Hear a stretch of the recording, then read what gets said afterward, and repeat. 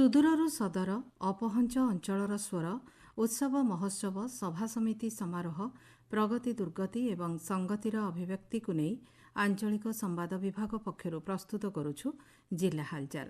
ଆଜି ଜିଲ୍ଲା ହାଲଚାଲରେ ଶୁଣନ୍ତୁ ସୁବର୍ଣ୍ଣପୁର ଜିଲ୍ଲା ସମ୍ପର୍କରେ ତଥ୍ୟ ଦେଇଛନ୍ତି ଆମ ସୁବର୍ଣ୍ଣପୁର ସମ୍ବାଦଦାତା ବେଣୁଧର ପ୍ରଧାନ ଏବଂ ଉପସ୍ଥାପନାରେ ମୁଁ ନୀନା ସାହୁ। ସୁବର୍ଣ୍ଣପୁର ଜିଲ୍ଲା ବିନିକାଠାରେ କେନ୍ଦ୍ର ଓ ରାଜ୍ୟ ସରକାରଙ୍କ 2026-27 ଆର୍ଥିକ ବର୍ଷର ବଜେଟ୍କୁ ନେଇ ପଞ୍ଚାୟତିରାଜ ଗ୍ରାମ୍ୟ ଉନ୍ନୟନ ଓ ପାନୀୟ ଜଳ ମନ୍ତ୍ରୀ ରବିନାରାୟଣ ନାୟକ ଏକ କାର୍ଯ୍ୟକ୍ରମରେ ଯୋଗଦେଇ କେନ୍ଦ୍ର ସରକାରଙ୍କ ବଜେଟ୍ର ବିଭିନ୍ନ ପ୍ରମୁଖ ପ୍ରାସଙ୍ଗିକତା ଉପରେ ଆଲୋକପାତ କରିଛନ୍ତି।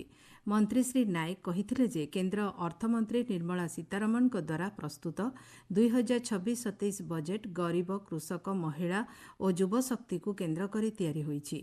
ଏହି ବଜେଟ୍ ଗ୍ରାମୀଣ ବିକାଶ ପାନୀୟ ଜଳ ପ୍ରକଳ୍ପ ସ୍ୱୟଂ ସହାୟକ ଗୋଷ୍ଠୀଙ୍କ ସଶକ୍ତିକରଣ ଓ କୃଷି କ୍ଷେତ୍ରରେ ସହଯୋଗକୁ ବୃଦ୍ଧି କରିବ। ଏହା ଓଡ଼ିଶାର ଗ୍ରାମାଞ୍ଚଳରେ ଉନ୍ନତିକୁ ତ୍ୱରାନ୍ୱିତ କରିବ ବୋଲି ସେ ମତ ପ୍ରକାଶ କରିଥିଲେ। ଏପରିକି ଏହି ବଜେଟ୍ ଦେଶକୁ ଆତ୍ମନିର୍ଭର ଦିଗରେ ଆଗେଇ ନେବା ସହିତ ରାଜ୍ୟଗୁଡ଼ିକୁ ଆର୍ଥିକ ଭାବେ ସଶକ୍ତ କରିବ ବୋଲି ସେ କହିଥିଲେ। ଆଗାମୀ ଦିନରେ ଓଡ଼ିଶା ପ୍ରଦେଶର ନାଗରିକ ମାନଙ୍କର ପ୍ରାଥମିକତାକୁ ଅଧିକ ଗୁରୁତ୍ୱ ଦିଆଯାଇଛି, ଗ୍ରାମୀଣ ସଶକ୍ତିକରଣକୁ ଗୁରୁତ୍ୱ ଦିଆଯାଇଛି।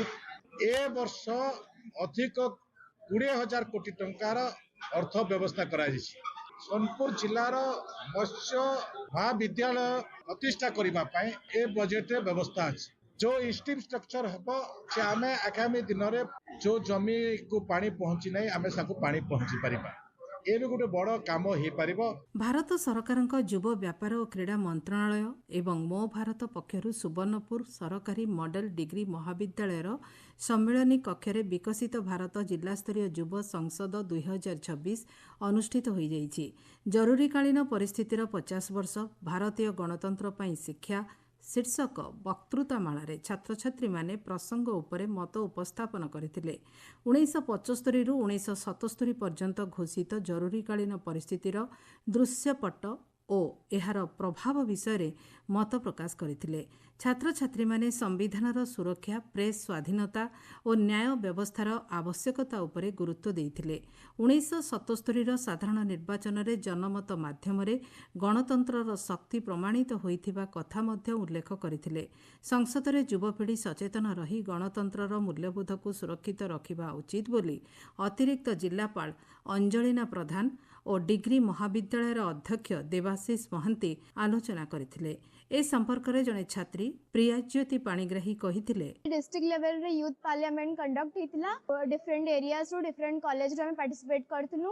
एज यूथ गोटे बहुत बड़ कंपोनेंट डेमोक्रेसी रो सेति लागि रो बहुत भल प्लेटफॉर्म हमें आइडियाज और व्यूज हम रखलु। 50 ईयर इमरजेंसी रु हमें काना काना सिखबा के पाइलु, काना लेसन्स हमें एडॉप्ट करि पारमु टुडे गवर्नमेंट रे सेटा हमें डिस्कस कलु। କାର୍ଯ୍ୟକ୍ରମରେ ଯୋଗଦେଇ ଅତିରିକ୍ତ ଜିଲ୍ଲାପାଳ ଅଞ୍ଜଳିନା ପ୍ରଧାନ କହିଥିଲେ, विकसित भारत यूथ पार्लियामेंट 2026 माई भारत और एनएसएस रो आनुकूल्य रे एठारे अनुष्ठित होईछि। बहुत प्रतियोगी भाग नेइछन्ति और समस्ते राष्ट्र गठन रे केमिति डेमोक्रेसी केमिति रहिबो आउ ता प्रति समस्ते एकमत हेइछन्ति। समस्त कंपटीशन मते बहुत बढ़िया रहिछि, बहुत भलो भाबरे समाने वक्तृता प्रदर्शन करिछन्ति। कला संस्कृति और ऐतिह्यर सुरक्षा दिगरे कार्यरत सर्वभारतीय अनुष्ठान इंटाक रो सुवर्णपुर चैप्टर तरफरु अष्टशंभु ऐतिह्य पदयात्रा अनुष्ठित ହୋଇଯାଇଛି। ସ୍ଥାନୀୟ ପଞ୍ଚରଥ ମନ୍ଦିର ସମ୍ମୁଖରୁ ଆରମ୍ଭ ହୋଇଥିବା ଏହି କାର୍ଯ୍ୟକ୍ରମକୁ ଜିଲ୍ଲା ଆରକ୍ଷୀ ଅଧୀକ୍ଷକ ନାରାୟଣ ନାୟକ ମୁଖ୍ୟ ଅତିଥି ଭାବେ ଯୋଗଦେଇ ଇଣ୍ଟାକ୍ ତରଫରୁ ସୁବର୍ଣ୍ଣପୁରର ଅଷ୍ଟଶମ୍ଭୁ ନାମକ ଏକ ସୂଚନା ପୁସ୍ତିକା ଉନ୍ମୋଚନ କରିଥିଲେ।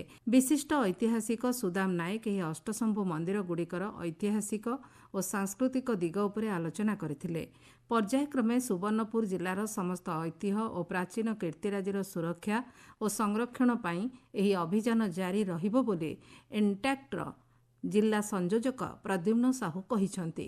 ମନ୍ଦିରଗୁଡ଼ିକ ବିଷୟରେ ସଚେତନତା ସୃଷ୍ଟି କରିବା ପାଇଁ Indian national trust for art and cultural heritage INTACH Sonpur chapter ତରଫରୁ ଆମେ ଐତିହ୍ୟ ପଦଯାତ୍ରାର ଶୁଭାରମ୍ଭ କରିଛୁ। ଅଷ୍ଟଶମ୍ଭୁ ଐତିହ୍ୟ ପଦଯାତ୍ରାରେ ଶତାଧିକ ପଦଯାତ୍ରୀ ସାମିଲ ହୋଇ ଏ ବିଷୟରେ ଅନେକ କିଛି ଜାଣିଛନ୍ତି। ଜିଲ୍ଲା ହାଲଚାଲ ଆଜି ପାଇଁ ଏତିକି। ଆସନ୍ତାକାଲି ଜିଲ୍ଲା ହାଲଚାଲରେ ଶୁଣିବେ ସୁନ୍ଦରଗଡ଼ ଜିଲ୍ଲା ସମ୍ପର୍କରେ।